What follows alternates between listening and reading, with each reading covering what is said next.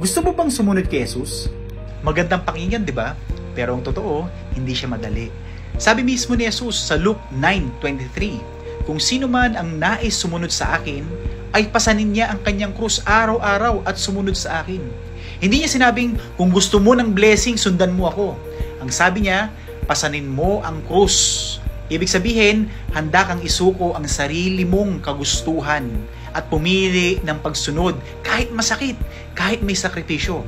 Ang totoong pagsunod kay Kristo, hindi lang tuwing linggo, hindi lang kapag convenient, ito ay araw-araw na pagsuko, araw-araw na paninindigan, araw-araw na pagbitbit ng krus natin. Kapatid, kung follower ka ni Jesus, expect mo na ang hirap. Maaaring mawalan ka ng kaibigan, ma-reject ka, matawanan, ma-challenge. Pero kung para kay Jesus, okay lang mapagod, basta wag bibitaw. Yes, may krus, yes, may sakripisyo, pero kasama mo si Jesus sa bawat takbang.